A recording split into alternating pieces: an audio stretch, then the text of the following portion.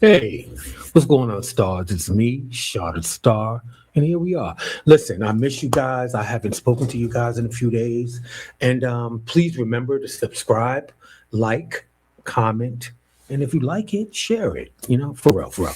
Listen, there's some congratulations that we should be talking about.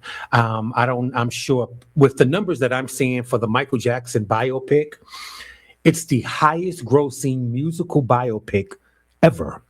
It surpassed Bohemian Rhapsody, which made 910 million. And listen, Michael, of course, did more than double of that. So I didn't get a chance to see it. I'm going to be honest with you. My household, we have not been back to the movie theaters since the pandemic. I don't know. We're germaphobes like that. So, but that's just us. And it hasn't been anything that we just had to go, some things you have to go to the theater to see. Nah, we just haven't. So nevertheless, I haven't gone to see it, but I'm sure with the numbers being as high as it is, plenty of you probably have seen it already. And from what I'm hearing, Jafar, Michael Jackson's nephew, who portrays him in the biopic, is doing or did a great job.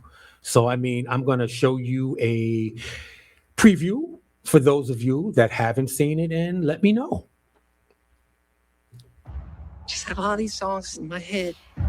Don't wanna be a boy, you wanna be a man. Just gotta get them out. You wanna stay alive, better do what you can. So beat it, just beat it. I love you. Don't stop till you get it. Keep on. For the first time. I'm just getting started.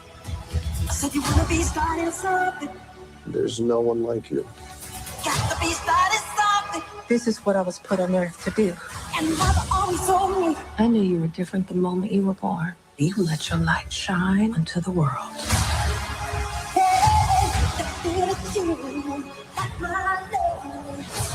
You are the greatest of all time.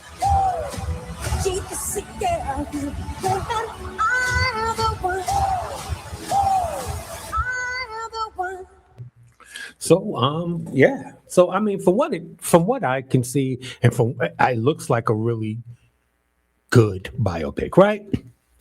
But when I said earlier, I was kind of joking about who to congratulate because, from what I understand, allegedly, not all of the Jacksons are behind this biopic, and allegedly, Paris Jackson, his daughter, and his sister Janet Jackson, allegedly is not behind this biopic, which was approved and done by the family. Like I said, Jafar Jackson, who's Jermaine Jackson's son, is playing Michael. So I don't know. I don't know what to say about that. But congratulations! It has definitely broke box office. And listen, it said opening weekend was 97 million domestically, right? And then it said 219 million worldwide, where Bohemian Rhapsody was 910 million. Michael already is at 219 million, which over doubled it, right? It's the biggest opening forever for a biopic. Congratulations. I mean, what else can you say? I mean, I from what I see, Jafar is did a great job as portraying its uncle, and I really, to be honest with you, with it being his nephew, I wouldn't expect anything less. But what I will tell you about what I'm hearing about the movie allegedly, and you guys that have seen it can tell me, I'm being told that The Wiz was never mentioned in this movie, and I don't understand how that could be. The Wiz was a big part of Michael Jackson's history.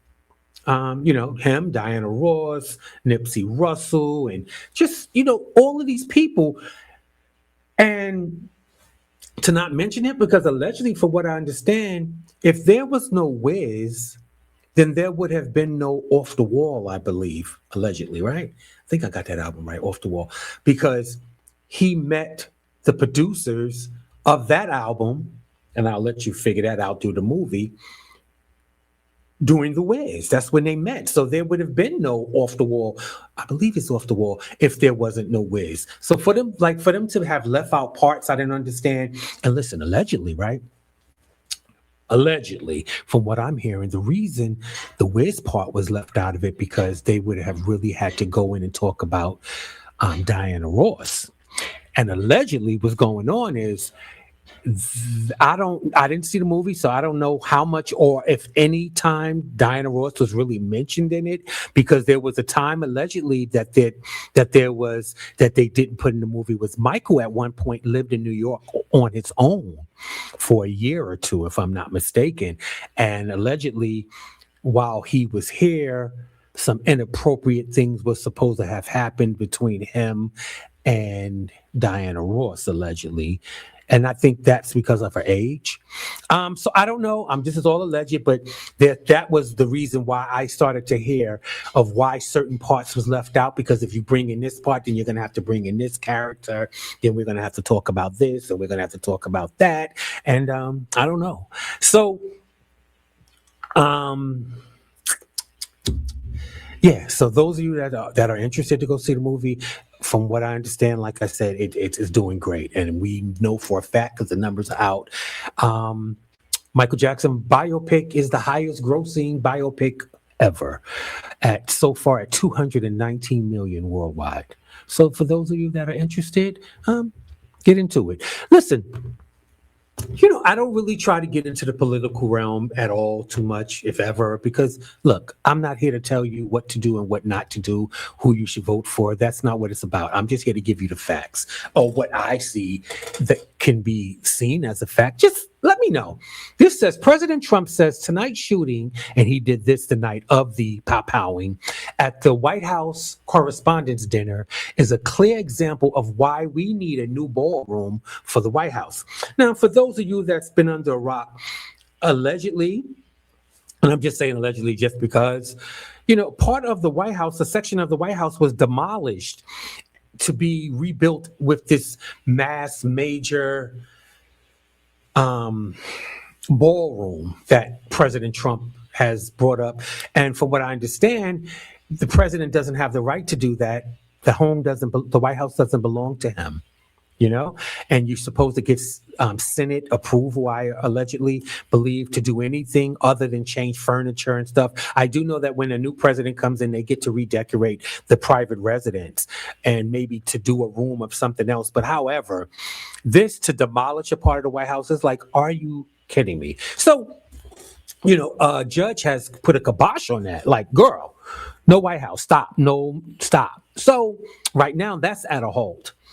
So I'm wondering, with this alleged powwowing happening at this White House Correspondents' Dinner, which is always, from what I understand, allegedly been held at this hotel in Washington. It's not held in the White House. So, right? I'm not sure, but I think it's held at this hotel because the reason I heard that I think that is because when I was listening to interviewings of people that were there, they were saying that years before because the president, the vice president, and so many other important people are all in one room, they said that security was usually crazy. Like, they were checking for invites, you had to check in with your driver's license, and from what I understand, allegedly, none of that was happening. People were like walking in, and they were asking, allegedly, y'all not going to check our tickets or whatever, and they were just letting it go on. So, with this powwowing that's supposed to happen, was this about the ballroom being approved? Was this really about getting what you want once again? Because honestly, when you watch back the video of what occurred, this alleged powwowing, which would have been the third alleged attempt on someone's per se, and I said per se, meaning, this is supposed to have been the third attempt on his life. And alleged, because I don't know how many of the other ones we actually thought was factual, right? But then it was like, okay, it worked before, let's see if it works again. So you do this. I don't know. I think it's weird because now you're stating, we need. This is the reason why we need the ballroom, because it's necessary for security purposes. So is this a way of now getting people to approve this for you to finish this ballroom so that for the rest of your presidency you don't have to go outside of the White House to functions or what? I mean, is this what this was really about? Because I couldn't figure out what it was really about. I mean, your numbers are so bad at the moment. Like, we didn't have to do nothing, but you had to do something allegedly. But when did you? This was like a bad Tubi movie. People, did y'all watch any of it? Did y'all notice that they grabbed the vice president out before the president was still sitting? They took the when did they take the vice president out before the president? Don't worry, I'll wait. Did you see how everything was kind of moving in slow motion, like it wasn't real, and it was like a bad Tubi movie. It really, really was. I don't know what to say. They even have a video, and I don't have to say allegedly because I saw it where everyone is crouched down and on the floor and under the table, and there's a man sitting at the table just eating, just watching what, girl, it was horrible. The acting was horrible. I'm just, girl. So this is what this is about, to get your ballroom approved, to say it's no longer safe to have functions of this magnitude outside of the White House. Was this what this is about? Okay. And also to take our minds and listen. Anyway, how many of you people, let me take this off anyway, I'm over it. How many of you guys saw the interview with Ray J with Cam Newton on his YouTube channel? Ray J has been a little off the chain and off the hook lately, and not just lately, for the past some years, right? But when I tell you, first of all, this interview is over 3 hours. It's 3 hours and 12 minutes, right? And you'll say, how interesting, what does Ray J have to talk about for 3 hours and 12 minutes? And allegedly a lot. But this, I can honestly say, this was one of the most clearest I've seen Ray J, the best, the clearest, upfront, honest interview I think that I've seen him, where he wasn't actually, Ray J is always going to have his parts because he's actually a marketing genius. So, let's be clear. Apparently, and he knows how to give you what you want. If you want the crazy, he'll give you the crazy. If you want the delusional, he'll give you the delulu too. But this interview was a little different. And he talked a lot about a little bit of everything. But I was really interested in the, like most, the Kardashian factor of it, with the videotape that started Kim's career, I would say. I'm going to bring up something, and I want you to tell me what you guys think. And then we'll, let's see, is this it? Yeah, I think this is it. Okay, here we go. The bad guy. It's not my narrative, but it's for the longest, it was painted as you being the direct person that released the tapes. We said the same thing. Correct. Without their consent. Were you? Absolutely not. It doesn't even, it doesn't work like that. Who released the tapes then? If you didn't do it, did Kim do it? We all did it together. It don't work like that. It does work like that.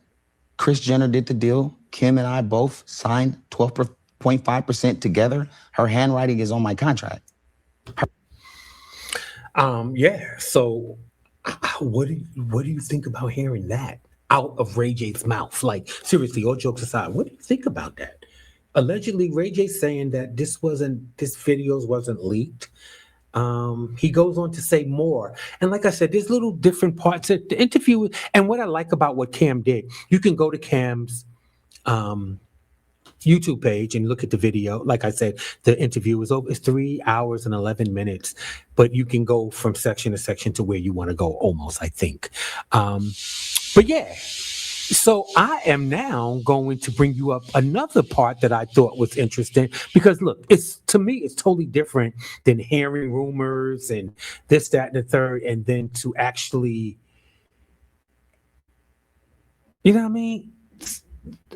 hear it come out of their mouth. Let's see. Hold on.